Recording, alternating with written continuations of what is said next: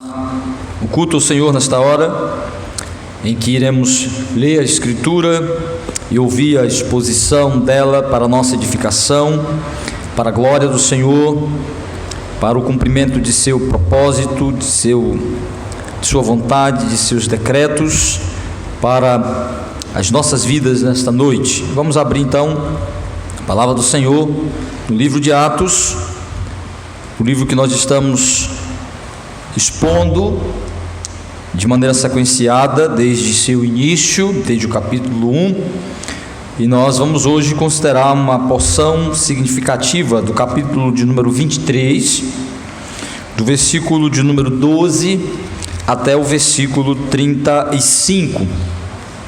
Para a leitura deste texto, eu os convido para que façamos de maneira alternada, para que todos participemos da leitura da palavra do Senhor. Atos capítulo 23, de 12 a 35. A exposição do livro de Atos tem como tema geral o progresso do Evangelho de Jerusalém até os confins da terra. Nós estamos vendo nos capítulos finais de como o maior missionário da história do cristianismo, o apóstolo dentre os gentios, o apóstolo Paulo, está como instrumento de Deus, levando o Evangelho e alcançando almas, mas agora em especial, como ele sofre por esta causa, como ele está sofrendo, preso ali em Jerusalém, da onde ele partirá para Roma. E nós vamos ver a sequência destes relatos que mostram como o apóstolo Paulo sofreu pela causa do Evangelho, mas também em seu sofrimento Cristo vai manifestar seu poder, sua glória e seu plano para o crescimento do seu reino através do sofrimento de Paulo, ainda o usando como um instrumento para reafirmar, primeiro para sofrer por esta causa, mas para reafirmar o Evangelho no coração daqueles que já foram cansados e continuar proclamando o Evangelho aos incrédulos, aos perdidos. Então o sofrimento, a prisão de Paulo não põe fim ao seu ministério, mas traz uma outra tônica, uma outra dimensão, uma outra perspectiva, em que ele passa a fazer isto agora sobre cadeias, sobre algemas, em prisões e sofrimento, mas ele continuará a sua missão, especialmente como escritor, como autor humano das Escrituras, como instrumento do Espírito Santo para a composição de suas cartas que irão compor o cânon sagrado. Vejamos então, meus irmãos, Atos capítulo 23, de 12 a 35, Lucas continua relatando os acontecimentos que se desdobraram, que continuaram após a prisão de Paulo em Jerusalém. Diz assim o texto, vamos ler Atos 23, de 12 a 35. Quando amanheceu, os judeus se reuniram e sobre anátema juraram que não haviam de comer nem beber enquanto não matassem Paulo.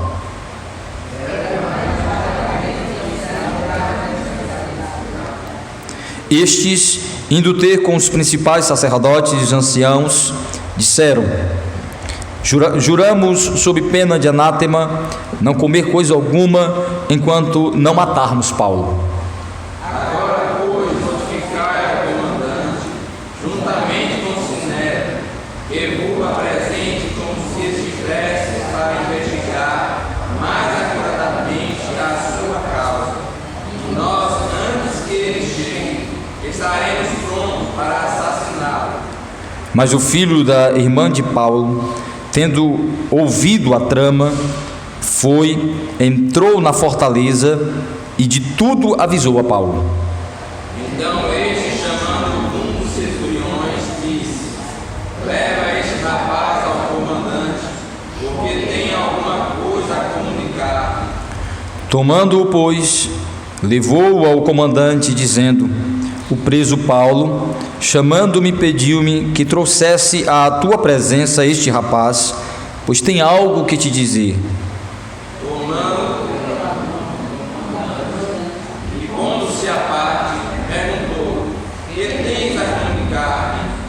Respondeu ele: os judeus decidiram rogar-te que amanhã apresentes Paulo ao sinédrio, como se houvesse de inquirir mais acuradamente a seu respeito.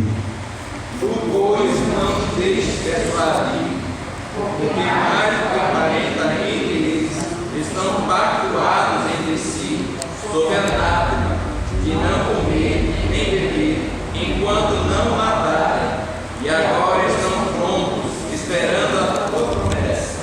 Então o comandante despediu o rapaz, recomendando-lhe que a ninguém dissesse lhe ter trazido estas informações. Chamando 2 centuriões, ordenou: dentro de provisão, desde a hora terceira da noite, 200 soldados, 70 de cavalaria e 200 lanceiros, para irem até Cesareia. Preparai também animais para fazer Paulo montar e ir com segurança ao governador Félix. O comandante escreveu uma carta a respeito. Cláudio Lísias, ao excelentíssimo governador Félix, saúde. Este homem foi preso pelos judeus e estava prestes a ser morto por eles. Quando eu, sucedindo a guarda, o livrei, sabia que ele era romano. Querendo certificar-me do motivo por que o acusavam, filo descer ao sinédrio deles. Verifiquei ser ele acusado de coisas referentes à lei, nada, porém, que justificasse morte ou mesmo prisão. Sendo eu informado de que ia haver uma cilada contra o homem, tratei de enviá-lo a ti sem demora, intimando também aos acusadores a irem dizer na tua presença o que há contra ele. Saúde.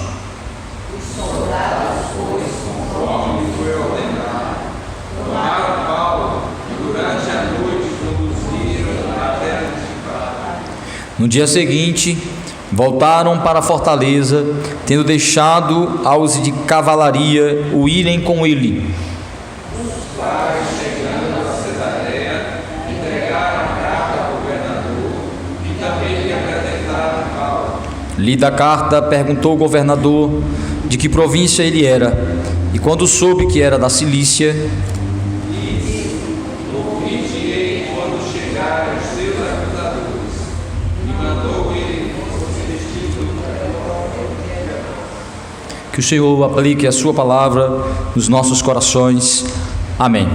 Senhor Deus, Pai bendito, nesta hora rogamos a tua bênção, tua iluminação para a explicação da tua palavra, que o teu Espírito Santo venha nos ajudar, venha nos convencer e que possamos ser fiéis como pregadores e ouvintes da tua palavra nesta hora. E o Senhor nos dê graça, ó Deus, que as tuas verdades possam alcançar o nosso coração, possa nos moldar, possa nos transformar, nos santificar, nos capacitar e instrumentalizar para a tua obra. E em tudo o Senhor receba o louvor, receba a glória, receba a adoração, através de Cristo, nosso Senhor e Salvador. Em nome dele nós te oramos. Amém. Meus irmãos e amigos, o apóstolo Paulo, como nós falamos, está preso em Jerusalém. Quando ele foi tentar desfazer as acusações que foram feitas contra ele pelos judeus ímpios, de que ele estava pregando aos gentios uma apostasia, um desprezo à lei, a Moisés, e Paulo vai fazer uma defesa do evangelho, reafirmando sua fé e acompanhando um grupo de judeus convertidos que haviam feito votos. Mas ao chegar lá, os judeus ímpios encontraram Paulo e reafirmaram suas acusações, incitando o povo contra ele. O prenderam, o seguraram e foram para matá-lo, até que a guarda romana interviu, impedindo que o apóstolo Paulo fosse morto, e o levou ao forte que ali estava em Jerusalém, um forte romano, que servia para os tribunais e também as prisões. E Paulo está agora sob a guarda dos romanos, está sob o comando do comandante romano ali naquela província, naquele lugar. E diz o texto que foi dada a oportunidade de Paulo se defender diante do sinédrio. Os romanos queriam saber por que Paulo era tão odiado, por que estavam querendo matá-los, por não conhecer a cultura, não conhecer a lei, por não conhecer o que de fato estava acontecendo. Os romanos queriam entender por que os judeus estavam tão irados contra aquele homem.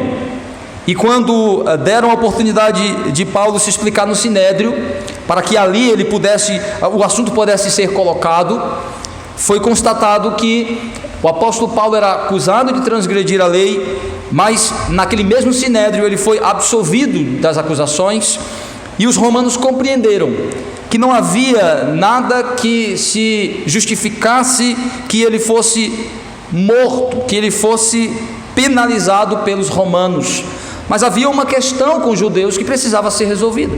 Daí a manutenção de Paulo preso, porque os romanos estão preocupados de que aquela situação pudesse trazer problemas para Roma. O comandante romano está preocupado de perder o controle sobre aquela situação, de ter uma situação que pudesse manchar a sua reputação e o seu papel, a sua função dada pelo governador ali naquele lugar. Então Paulo é mantido preso, tem uma noite tranquila depois daquele sinédrio cheio de turbulências, de acusações, mas que no final das contas não tiveram condições de executar o seu intento de matar Paulo. Os próprios fariseus acabaram tomando partido e absolvendo Paulo daquelas acusações, pois uma das acusações é de que ele pregava a respeito da ressurreição, e que isso o fazia dele um herege, fazia dele alguém que pregava algo contrário à lei.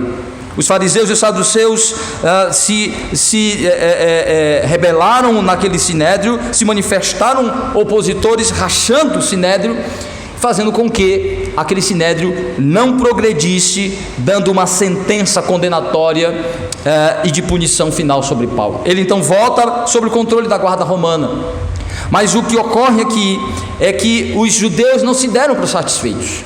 Um grupo de judeus alimentados pelo ódio, pela ira, pela insatisfação do resultado do sinédrio, fazem um acordo que leva a um voto religioso, sob a pena de serem amaldiçoados. Aí a ideia de anátema, de serem amaldiçoados por Deus se quebrarem um voto de jejum, de que eles só acabariam com o voto se matassem Paulo. Fazem um voto de cumprir o seu intento de matar o apóstolo Paulo. Porém, o que move o coração destes homens não é o desejo de justiça, não é o desejo de defender a lei de Deus, não é o desejo de fazer a verdade prevalecer, mas de se vingar de alguém que os envergonhou, que os expôs em sua pecaminosidade, em sua maldade, que não tiveram condições de vencê-lo em suas argumentações, de provar que ele era culpado e merecedor de punição como transgressor da lei. Perderam no argumento, perderam na lei. Agora eles vão usar um pouco da autoridade, um pouco da influência, um pouco do poder que eles têm para se vingar. Meus irmãos, esse texto é muito significativo, porque ele mostra como o ódio, como a ira cega os homens, e intensificado pelo poder e pela autoridade, levam à vingança. É uma forma errada de usarmos o poder e a autoridade. O nosso poder e a nossa autoridade dado por Deus, debaixo da autoridade maior de Deus, devem ser para promover justiça, para edificar, para fazer o bem e promover o reino. e não para nos vingar, e não para atropelar e destruir os que se opõem a nós, ou os que se colocam em posição inferior ou abaixo de nós, quando queremos nos livrar deles, ou fazê-los calar, ou de alguma forma produzir algum sofrimento retributivo de algo que tenham feito contra nós, e nos valendo de nossa posição, de nossa autoridade, muitas vezes atropelamos ou usamos esse poder para nos vingar. E isso é intensificado pelo ódio, pela ira. É o que nós vemos estes homens usando de maneira pecaminosa o pouco de sua influência e seu poder, movidos pelo ódio, pela ira.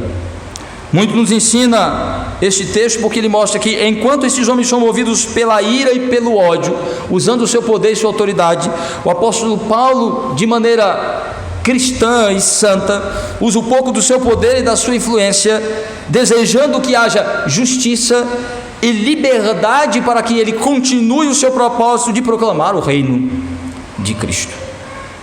Mas o que percebemos no final de tudo isso é como a vontade soberana de Deus prevalece, muitas vezes fazendo com que o próprio uso pecaminoso da autoridade aconteça, para que sua vontade soberana, ou então o uso santo dessa autoridade aconteça, como o caso de Paulo, para também fazer a sua vontade soberana. Ou seja, independentemente de como os homens usam o seu poder e a sua autoridade, o poder e a autoridade de Deus é superior, suprema e confirmadora.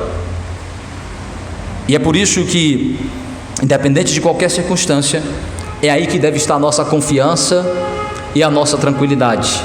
É entender que, a despeito de como os homens usam o seu poder e a sua autoridade, Deus é o governante e o poderoso supremo sobre todas as coisas. É aí que está a nossa confiança. E nisso que o apóstolo Paulo se confia, é sobre isso que nós percebemos está sendo conduzido o apóstolo Paulo. Mas queremos refletir a partir desse texto exatamente como a autoridade e o poder podem ser usados de maneira santa ou pecaminosa, mas em tudo a vontade de Deus prevalece. Veja, primeiro, nós temos um exemplo de como a autoridade e o poder são usadas de maneira pecaminosas, em que o poder e a autoridade são usadas para promover a vingança, e não para fazer prevalecer a verdade, a justiça e promover o bem, a edificação e a ordem. Vejam, o texto mostra que os judeus ímpios, vendo que haviam perdido na argumentação para o apóstolo Paulo, haviam perdido no sinédrio, pois não tinham conseguido condená-lo, provar sua culpa e condená-lo, haviam perdido o controle e a guarda sobre ele, pois eles haviam tomado o apóstolo Paulo, segurado o apóstolo Paulo e levado para matá-lo, mas os romanos tomaram de suas mãos. Eles perderam o controle sobre o apóstolo Paulo, perderam na argumentação do que estavam defendendo, perderam nas provas que apresentaram, pois não conseguiram provar a culpa de Paulo. E agora o que lhes resta é usar um pouco da influência e do poder para se vingar. O que eles querem agora não é mais fazer justiça, nem vencer na argumentação. Eles já haviam perdido, já haviam percebido que eles não tinham como vencer o apóstolo Paulo ou condená-lo. Então o que eles querem é usar um pouco do poder e da autoridade para matar, para neutralizar finalmente, para passar como um trator por cima do apóstolo Paulo, pois ele está em uma posição inferior como um réu, numa posição inferior como acusado, numa posição inferior como um subordinado às autoridades constituídas, e eles vão se valer dessa posição para triturar, para passar por cima, para neutralizar, matando. Veja que coisa interessante. O que resta nesses homens, não existe mais senso pela justiça, não existe mais senso pela verdade, não existe mais temor a Deus. O que eles querem é se vingar. O que eles querem é fazer calar aquele que havia exposto eles em sua hipocrisia, em sua mentira e em sua falsidade. Veja o que o texto diz, mostra a partir do versículo 12. Quando amanheceu, depois daquele alvoroço do sinédrio da noite anterior, os judeus se reuniram. Não sabemos ao certo que grupo é esse, um grupo que está ligado a uma parte do sinédrio, não é o sinédrio em si, mas um grupo que está ligado e com a mesma intenção do sinédrio de matar Paulo. Quando amanheceu, um grupo de judeus, aqui ímpios, opositores a Paulo, sob anátema, sobre uma pena de maldição, sobre um voto de maldição, um voto que quebrar implicaria na maldição de Deus, juraram que não havia de comer nem beber enquanto não matassem Paulo. Fizeram um voto diante de Deus, fizeram um voto tendo o jejum como um elemento participante, abstendo-se de comida e de bebida, fazendo um voto sob pena de maldição, dizendo: Deus, não comeremos e não beberemos enquanto não matarmos este indivíduo.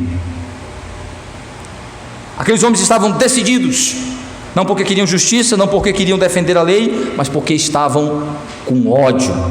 E o texto mostra exatamente isso, versículo 13.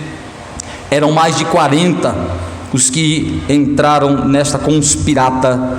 Estes, indo ter com os principais sacerdotes e anciãos, disseram: juramos sob pena de anátema não comer coisa alguma enquanto não matarmos Paulo. Agora, pois, notificai ao comandante, juntamente com o sinédrio, que vos apresente como se estivesses para investigar, mas acuradamente, a sua causa, e nós, antes que ele chegue, estaremos prontos para assassiná-lo. Lucas, que tem a informação como testemunho ocular de tudo o que aconteceu, diz: estes homens decidiram primeiro em seu coração, por causa do ódio, da ira, do desejo de se vingar, de que iriam matar Paulo, então fizeram um voto, reforçando, como dando uma certa característica de autenticidade, de motivação correta. Fazem votos e começam a conspirar e armar. Como vão fazer isso? Como vão matar Paulo? Então o grupo vai aumentando, a conspiração vai aumentando, eles vão fortalecendo o seu propósito, o seu ideal, aumentando o grupo de pessoas que aderem a esta conspiração de matar Paulo. E tem a seguinte ideia: nós vamos chamar o sinédrio, nós vamos falar, sabemos que o sinédrio também quer a morte deste homem. Vamos pedir que o sinédrio convoque uma reunião com o comandante romano, sob a alegação de que, por causa da confusão, não tivemos como tratar o assunto de maneira correta. Paulo não foi inquirido de maneira correta, ele não se explicou de maneira correta, os assuntos não foram colocados corretamente, a celeuma, a confusão não permitiu que o julgamento fosse corretamente executado. Então queremos ouvi-lo mais acuradamente, mais precisamente, queremos de novo ouvi-lo. Mas diz o texto, essa não era a intenção. A intenção era estar perto de Paulo, é usar a autoridade, o poder de ainda ouvir o réu, de ainda julgá-lo, para estar perto dele, pois a intenção era matá-lo, era usar um pouco da autoridade que eles tinham para matar Paulo, ainda que isso significasse insurgir-se contra a milícia romana do comandante ali. Ainda que tivessem que lutar contra os romanos para tomá-lo das suas mãos, para matar Paulo, eles estavam dispostos a isso. Veja o tamanho do ódio, da ira destes homens, do desejo deliberado não de fazer justiça, não de estabelecer verdade, não de defender a causa do Senhor, mas de matar alguém que para eles não merecia mais viver. Matá-lo, neutralizá-lo, pois o ódio daqueles homens não era deliberadamente a Paulo, mas era exatamente ao que ele representava, seu evangelho, sua mensagem, sua influência, seu poder, os resultados, os frutos de sua missão, de seu trabalho, de sua mensagem, como ele estava abalando as estruturas do Império Romano com a sua mensagem, como ele estava estabelecendo uma ruptura na própria visão judaica, no próprio judaísmo, na própria religiosidade do povo de Israel, como este homem se tornara persona non grata, alguém que deveria morrer, uma figura repugnante, indesejável para permanecer viva, porque o ódio daqueles homens era algo que ele representava, a Cristo, a sua mensagem, sua palavra. Foi este ódio que levou a matá-los Cristo, foi este ódio que os levou a matar Estevão, foi este ódio que os levou a matar Tiago, a perseguir os apóstolos, os cristãos, e agora querem também matar Paulo. Então ele diz: a gente finge que quer ouvi-lo melhor, a gente aproveita e mata ele, se valendo da autoridade e do poder para destruir aquele que estava numa posição, naquele momento, inferior, mais fraca e subjugado. Não queriam justiça, não queriam verdade, não queriam defender a Deus e a sua palavra, mas se vingar. O ego ferido, cego, loucos de ódio. Isso mostra, meus irmãos, que essa é uma característica dos homens ímpios. Usam a sua autoridade e o seu poder, geralmente, não para defender o mais fraco, não para fazer justiça, não para argumentar em prol da verdade, mas para fazer valer sua vontade e passar por cima de todos que se opuserem a isto. É o que nós vemos. Homens religiosos fazem votos, jejuns, para quê? Para se vingarem, para destruírem os que passam no seu caminho, os que estão sobre o seu caminho. Nós vemos isso acontecer nos nossos dias, os homens ímpios fazendo isso, com seu poder e com a sua autoridade, destruindo. O uso pecaminoso do poder e da autoridade. Como cristãos, não podemos concordar com a postura destes homens. Este é um exemplo a não se seguir. Eles foram vencidos na argumentação, eles foram vencidos na justiça.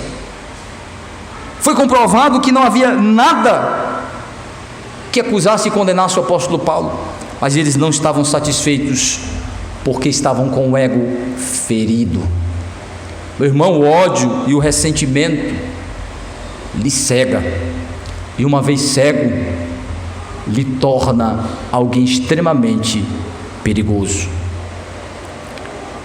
e faz com que você use seus recursos, seu poder e sua autoridade que Deus deu para promover o bem e a justiça, para apenas se defender e passar por cima das pessoas que atrapalham o seu projeto pessoal, seu plano pessoal. Aqui nós temos um exemplo de um uso pecaminoso de autoridade. A autoridade sendo usada para conspirar, para mentir, para matar, para destruir, para promover vingança. Mas nós percebemos também um outro exemplo. Esta conspiração vai ser descoberta. Diz o texto que o sobrinho do apóstolo Paulo fica sabendo desta conspiração, e esta informação vai chegar a Paulo, e ele, usando o pouco, ainda que na posição inferior a daqueles homens, ele usa um pouco da sua influência como judeu, como romano, um pouco do seu poder, querendo que haja justiça, querendo que haja paz, mas tudo isso para que ele continue tendo liberdade para pregar o evangelho, para falar de Cristo, não para se vingar dos seus, não para se colocar à frente deles e desbaratá-los matando-os, não para provocar Roma e acabar com aquela celeuma, acusando aqueles homens de conspiradores e de provocadores da lei e da ordem romana. Isso os colocaria como condenados e talvez punição eles pudessem receber por isso. Mas Paulo não faz isso.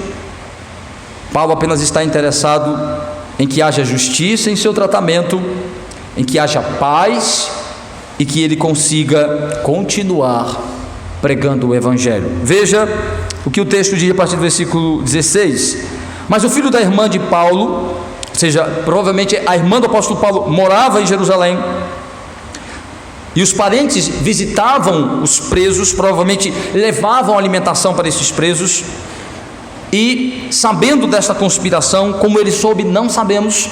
O ponto é que parece que não há uma preocupação de esconder esta trama, porque eles se valiam do fato de que os romanos, pela dificuldade cultural e linguística, não conseguissem entender o que eles estavam tramando, falando em aramaico ou em hebraico, comportando-se de acordo com a tradição judaica.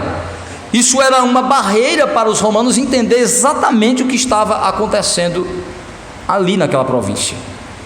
Essas barreiras culturais e linguísticas, de alguma forma, eram usadas por esses judeus para ter a certeza de que os romanos não saberiam, mas eles não tinham dificuldade de que isso se espalhasse entre os judeus, pois quanto mais pessoas aderissem, melhor seria para eles conseguirem o seu intento de matar Paulo.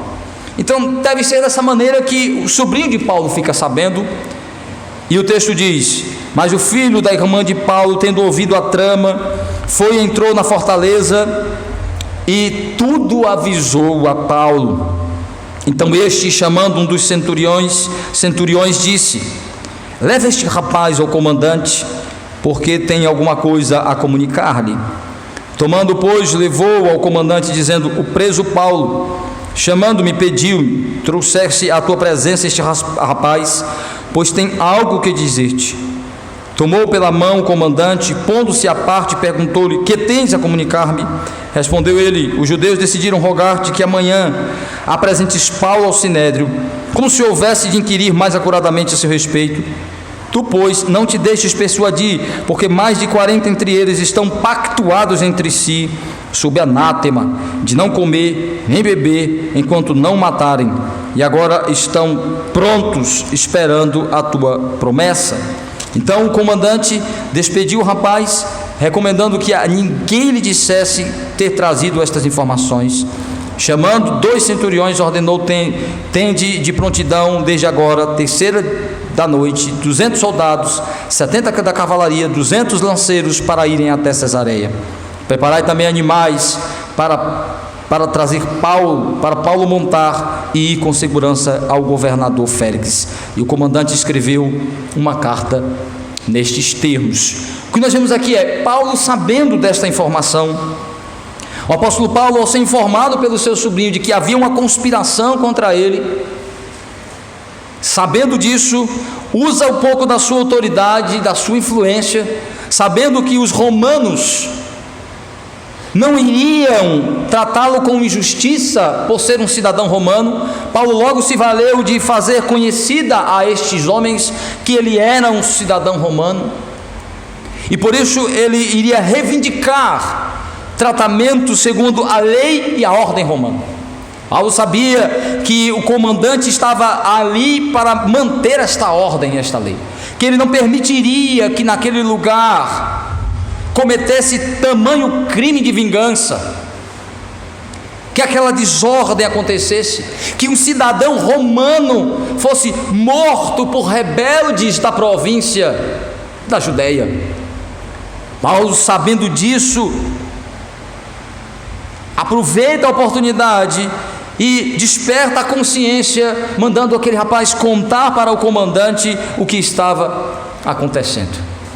Ele usa um pouco da sua influência, querendo o quê? Querendo um tratamento justo, que ele fosse julgado de maneira justa. Isso não foi possível entre os judeus. O sinédrio havia se corrompido. Era um lugar onde a lei de Deus deveria ser usada para julgar as causas. A justiça deveria prevalecer, a defesa e o amor pela lei, a misericórdia, a graça e a justiça deveriam estar presentes naqueles julgamentos, mas havia se tornado um covil de corruptos, de hipócritas, de aproveitadores, usando o poder e a autoridade para se vingar para fazer acontecer um projeto pessoal de poder, não para tratar as coisas segundo Deus, não para promover o crescimento, a ordem, a justiça social em Israel. Paulo sabia que o Sinédrio havia se tornado corrupto. Roma não era muito diferente, é verdade, mas Paulo se valia daqueles que ainda tinham o interesse de fazer valer a lei romana, a ordem. Paulo se vale disso, mesmo com as motivações pecaminosas. Sabia que aquele homem queria apenas garantir a sua estadia, a sua permanência. Sabia que o governante era um curioso e queria também garantir o sucesso de seu governo naquela província. Mas Paulo sabia que esses homens tinham um grande apreço pela lei romana, tinham um grande apreço pela ordem, mas muito mais Paulo tinha pelo seu amor a Deus, a sua palavra, a justiça, a liberdade para continuar. Então Paulo se vale disso para exatamente, não para se vingar, não para defender-se, mas para que houvesse justiça, para que ele pudesse impedir que o mal continuasse sendo praticado, que o abuso da autoridade continuasse em Israel. Deus usando os próprios ímpios, como fez ao longo da história da humanidade. Mas Paulo tem a motivação de usar um pouco do seu poder para isso, de maneira santa, de maneira ordeira, correta, respeitando as instâncias, as autoridades, quer ser julgado, quer ser avaliado segundo a lei, segundo a ordem, para que se prove onde está o seu crime, segundo a lei judaica e segundo a lei romana. Não há crimes. E Paulo sabe que aqueles homens não vão permitir que estes crimes fossem praticados ali. Então Paulo quer justiça. O apóstolo Paulo quer justiça, não como aqueles homens que queriam vingança. O apóstolo Paulo quer ordem, quer ser julgado, quer ser ouvido de uma maneira correta. Então ele apela para os romanos, como ele vai apelar para o próprio César posteriormente, sabendo que o que lhe motiva é exatamente que a justiça seja feita, que a ordem se estabeleça e que ele tenha paz, liberdade. Paulo não tem medo da morte. Já vimos que o apóstolo Paulo não tem medo das prisões, da morte, das oposições. Então sua motivação é usar a sua liberdade, usar o seu poder, usar a sua influência para fazer justiça, para ter liberdade e para ter o direito de continuar pregando o evangelho e promovendo o reino de Cristo. E isso tem sucesso porque o comandante poderia não ouvir aquele jovem, ouvindo a carta como algo verdadeiro, como uma denúncia válida. Ele acredita que é verdadeira aquela denúncia de que uma conspiração estava se formando para matar, e com medo de que aquilo pudesse trazer grandes prejuízos, ele decide enviar Paulo para Cesareia, onde está a casa do governador daquela província. Resolve destacar uma cavalaria, uma parte do exército romano, para acompanhar o apóstolo Paulo até Cesareia. A reivindicação de Paulo teve sucesso. Sua motivação de usar seu poder, sua autoridade, sua influência como cidadão romano teve sucesso até aqui, para livrá-lo da morte imediata, do sucesso de projeto de vingança dos seus inimigos. Dois exemplos de uso de autoridade diferente. Enquanto os judeus ímpios estão usando sua influência e seu poder para destruir Paulo, Paulo quer usar o seu poder e a sua influência para impedir o mal, para promover justiça e para promover o reino de Cristo. Mas o que nós percebemos aqui é que a confiança de Paulo não estava em Roma. A confiança de Paulo não estava no sucesso de sua reivindicação, mas estava exatamente na confiança no que Deus havia lhe dito. A confiança em tudo que o Senhor já havia anunciado, de que a vida de Paulo estava sob o controle soberano de Deus, e de que era do intento, era do projeto, era da vontade de Deus que Paulo chegasse a Roma. Paulo não sabe como ele vai chegar a Roma, Paulo não tem certeza de como ele chegaria a Roma, mas Paulo sabe que ele vai a Roma. O próprio Deus havia dito isso no versículo 12, vejam comigo, versículo 11, perdão, o texto que nós já expomos, diz assim: na noite seguinte, O Senhor, pondo-se ao lado dele, disse: coragem, pois do modo porque testemunhou a meu respeito em Jerusalém, assim importa que também o faças em Roma. Paulo sabe que este é o caminho. Ele apela para Roma, ele apela para as autoridades romanas, ele apela para a sua influência como cidadão romano, porque ele sabe que este é o projeto de Deus, esse é o intento de Deus. É dessa maneira que Deus fará prevalecer a sua vontade, vai conduzi-lo a Roma. E é o que nós vemos na continuação do texto, que o comandante manda uma carta para o governador Félix, relatando o que havia acontecido e por que ele estava enviando Paulo, para que ele fosse exatamente tratado segundo as leis romanas, que ele fosse julgado segundo a ordem e a lei romana, que lhe fosse dado o direito de ser julgado corretamente como cidadão romano, porque havia uma conspiração para matá-lo, para assassiná-lo lá em Jerusalém. Veja o texto. A carta provavelmente foi lida para Paulo. Paulo provavelmente teve acesso ao conteúdo e o passou para Lucas.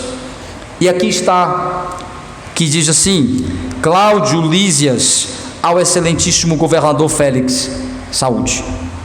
Este homem foi preso pelos judeus, estava prestes a ser morto por eles, quando eu, sobrevindo com a guarda, o livrei, por saber que ele era romano, querendo certificar-me do motivo porque acusavam, filo descer ao sinédrio deles. Certifiquei ser ele acusado de coisas referentes à lei que os rege, nada porém que justificasse morte ou mesmo prisão. Sendo eu informado de que ia haver uma cilada contra o homem, tratei de enviá-lo a ti sem demora, intimando também os acusadores a irem dizer na tua presença o que há contra ele. Cláudio, o comandante, então relata por meio de uma carta por que estava mandando Paulo para Cesareia, dizendo ao governador: olha, esse homem é um cidadão romano, fiquei sabendo, os judeus prenderam ele, bateram nele e queriam matá-lo. Eu intervi e fiquei sabendo que ele é um cidadão romano, então fiz de tudo para guardá-lo e protegê-lo, pois ele sabia que Paulo ser morto nas mãos dos judeus naquela província, sob o controle dos romanos, um cidadão romano morrer ali era algo catastrófico para o seu governo. Então ele diz: sabendo disso, eu guardei, o protegi e dei garantias para que ele fosse julgado corretamente. Alguma coisa esses homens têm contra ele, então eu mandei ele ao sinédrio, lá ao tribunal deles, e percebi que eram questões relacionadas às leis, à cultura, aos costumes deles, mas não vi nada que justificasse que ele fosse condenado, que ele fosse morto.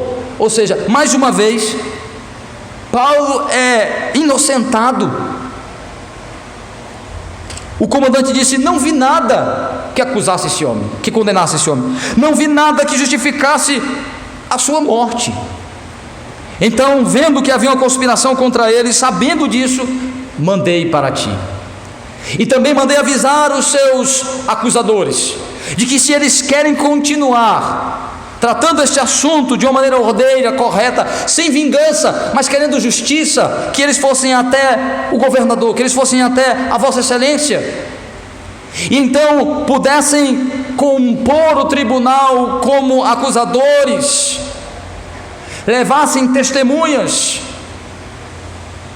apresentassem sua queixa, sua denúncia perante o governador, e pudessem então apresentar a sua denúncia contra este homem. E ao ouvir, ao ler isto, o governador então teve a seguinte decisão, diz o texto: os soldados, pois, conforme lhe foi ordenado, tomou Paulo, durante a noite o conduziram até Antipatrite, provavelmente um outro forte entre Jerusalém e Cesareia, onde eles repousavam, e continuaram a viagem. No dia seguinte voltaram para a fortaleza, tendo deixado aos da cavalaria irem com ele, os quais, chegando a Cesareia, entregaram a carta ao governador e também lhe apresentaram Paulo. Lida a carta, perguntou o governador de que província ele era, e quando soube que era da Cilícia, disse: ouvir-te-ei quando chegarem os teus acusadores, e mandou que fosse detido no pretório de Herodes. Foi garantido a Paulo, o governador ouviu, leu a apresentação do comandante, percebeu que se tratava de um cidadão romano, perguntou de que província Paulo era, disse, antes de mandá-lo para a província de sua origem como um romano, ele garantiu que Paulo seria de fato julgado ali. Vou lhe dar as garantias de que você terá um julgamento completo e justo. Inclusive, vamos aguardar os seus acusadores para que eles formalmente apresentem sua queixa. É garantida a Paulo, mais uma vez, um julgamento justo, que ele esteja diante das autoridades e tenha o direito de defesa, como nós vamos ver, e seus acusadores de apresentar a acusação e a prova. A conspiração, movido pelo desejo de vingança, foi destruída, desbaratada, anulada. Por quê? Porque Roma era mais poderosa ali naquele contexto? Não necessariamente. Não impediram a morte de Estevão, não impediram a morte de Tiago, não impediram que os judeus fossem expulsos de Jerusalém, não impediram que os judeus, na primeira ocasião, quase matassem o apóstolo Paulo. Porque agora tem sucesso o apelo de Paulo, porque agora Paulo consegue se livrar da mão destes homens, nenhuma surra leva, sai totalmente de sua guarda, de seu poder, e está sob uma proteção aparente de Roma como cidadão romano. Tudo isso, meus irmãos, prova que Deus está se valendo de todos esses meios, de todas essas circunstâncias, para prevalecer seu projeto sobre a vida de Paulo. Ele vai chegar vivo em Roma, ele vai para Roma. Prevalece o governo, a autoridade, o poder de Deus. O abuso da autoridade dos odiosos, dos irados, dos iracundos não tem sucesso. O apelo de Paulo pela motivação de fazer justiça deu certo, porque Deus soberanamente providenciou, usou as autoridades, fez com que a reivindicação à justiça tivesse sucesso. Essa era a confiança de Paulo. E foi exatamente isso que ocorreu. Paulo fez aquilo que é ordenado pela palavra de Deus. Buscou justiça, buscou os meios ordinários para que houvesse justiça, se comportou de maneira respeitosa para com as autoridades, estava interessado mais no reino do que em si, mas sua confiança maior é em Deus, era no Senhor, no seu governante supremo. E até aqui Paulo tem sucesso, foi foi salvo da conspiração que havia sido armada contra ele, e chega até Cesareia, onde lá ele irá diante do governador Félix, mais uma vez, apresentar sua defesa e então continuar a sua caminhada missionária. Meus irmãos, esse texto mostra para nós algumas coisas importantes a respeito do uso da autoridade, do poder, do reconhecimento do governo soberano de Deus sobre as nossas vidas. A primeira coisa importante que nós percebemos nesse texto é que, como cristãos, nós espiritualmente temos um poder e uma autoridade que os ímpios não têm. Por mais inferior que seja a nossa posição econômica ou social, como cristãos, nós temos um poder, uma autoridade, como conhecedores do Evangelho, como pessoas redimidas, como pessoas que são capacitadas em Cristo, no poder de Cristo, para grandes realizações de conhecimento, de influência, de poder. Mas nós jamais deveremos usar nosso poder, quer seja espiritual, quer seja humano, material, físico, quer seja de influência, de posição social e econômica, para nos vingar, para atropelar os fracos, para destruir os nossos opositores.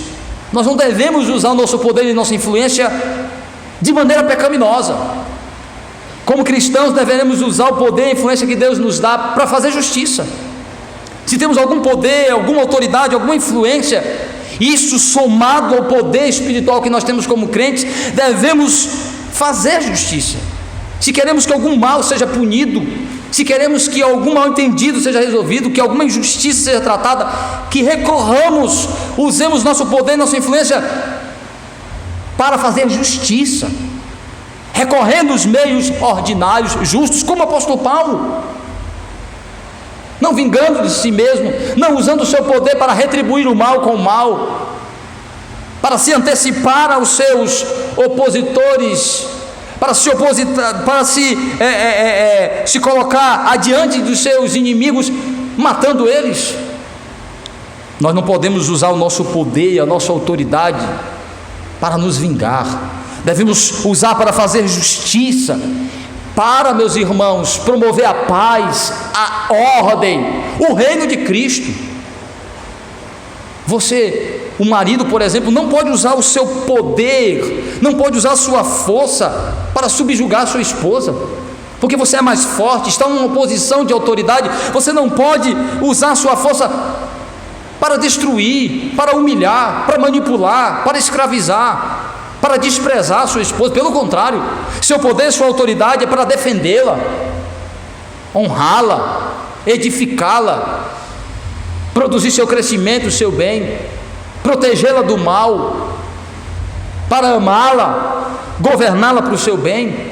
O poder que um homem exerce, por isso que Pedro diz assim: tratai a esposa como vaso mais fraco. Aí é exatamente na posição que ela exerce como auxiliadora, na posição como fisicamente mais frágil, que o homem não deve usar a força, o poder para subjugá-la. Os pais não devem usar o poder e a força para subjugar os seus filhos, para controlá-los simplesmente para seu bel prazer, mas pelo contrário, para edificá-los, para influenciá-los com a verdade, com a palavra de Deus, para promover sua edificação, seu bem. Poder e autoridade não é para simplesmente fazer com que eles cumpram sua vontade e simplesmente atendam os seus caprichos. Por isso que Paulo diz: vós pais, não provoquei a ira aos vossos filhos, mas criai-nos sob a disciplina do Senhor. Paulo sabe a tendência dos pais de usar o poder e a autoridade de maneira abusiva, vingativa. Você me desobedeceu, né? Agora eu vou lhe pegar, seu infeliz. Não é para isso, para promover a justiça. A verdadeira disciplina é disciplina com justiça, segundo a lei de Deus, para promover o bem e o crescimento, não a trituração, não a subjugação, não a destruição do mais fraco. Você que é o irmão mais velho, sua força sobre o mais novo não é para subjugá-lo, não é para humilhá-lo, é para defendê-lo.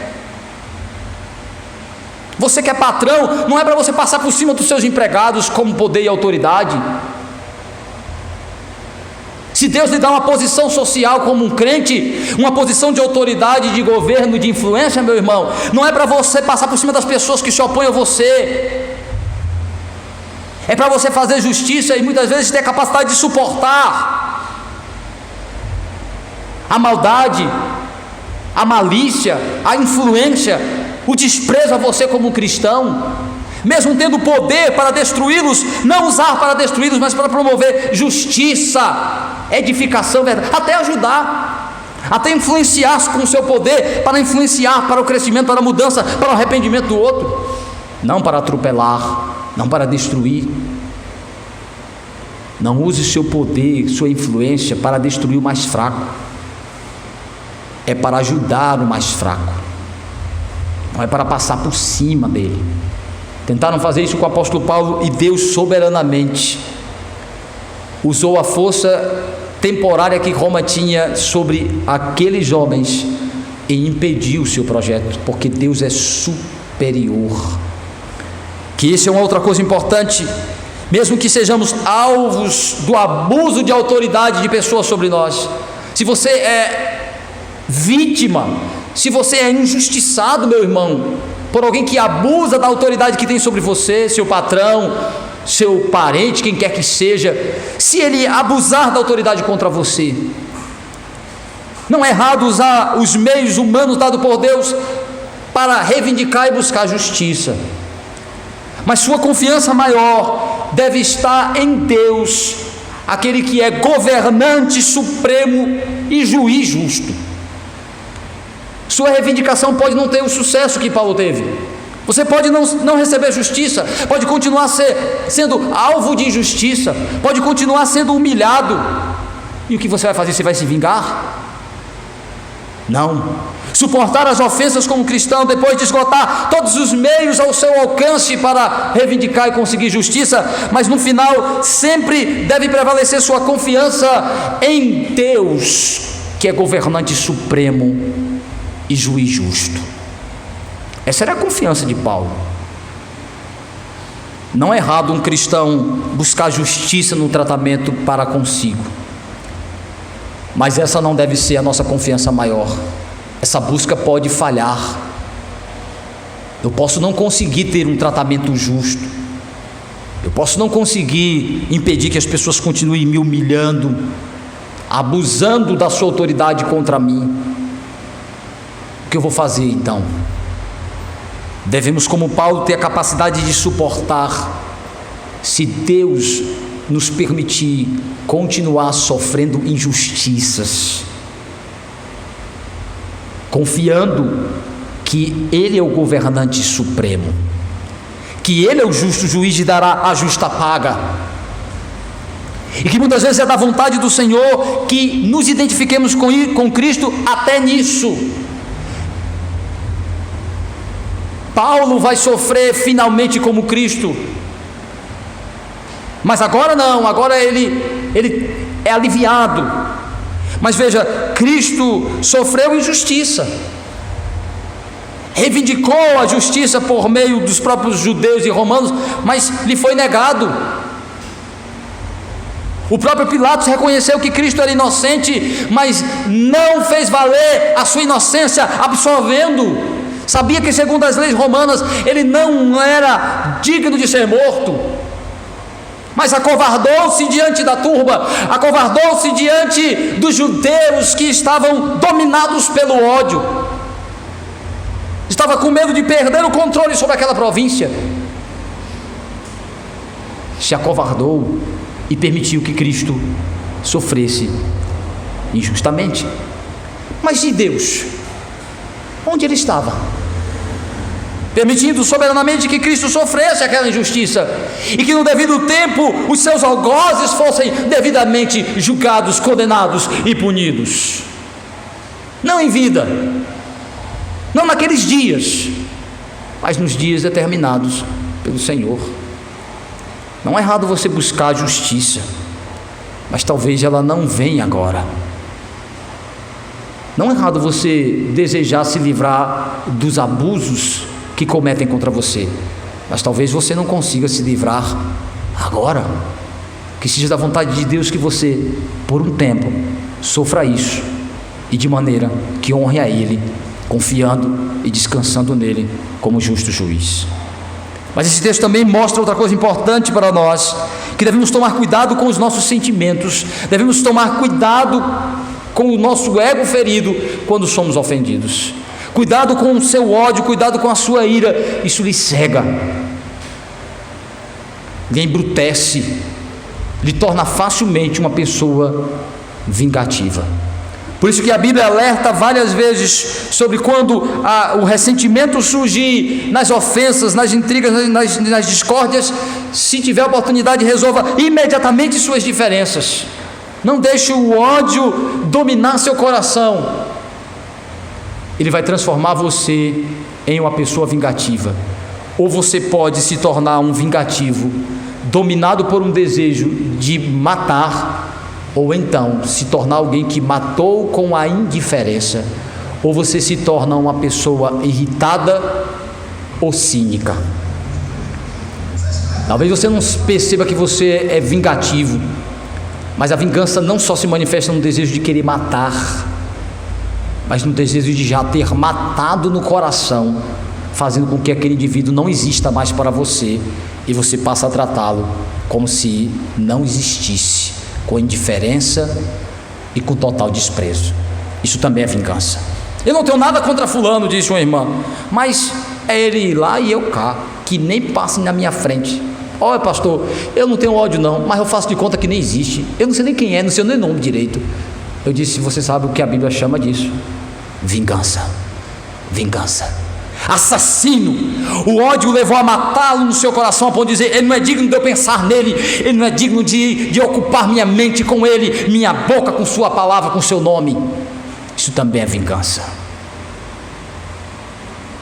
Nem sempre a vingança se manifesta no desejo de matar, literalmente. Por isso que Jesus diz que facilmente nos tornamos assassinos, transgressores do mandamento, porque facilmente deixamos o ódio, a ira dominar nosso coração. Pratique o diálogo, o perdão, o arrependimento, a confiança em Deus. Deixe de defender a si mesmo, bote o foco na busca em defender a causa de Cristo. Como disse Spurgeon, não fique com raiva quando as pessoas falarem mal de você. Você é muito pior do que elas imaginam. Então não fique com tanta raiva. Cuidado com a ira, cuidado com o ódio. Quando ele habita e domina o coração, ele nos torna brutos e vingativos. Perdoe, ou então disponha seu coração ao perdão. Busque a graça de Deus. Que Ele, pois, nos abençoe. Amém.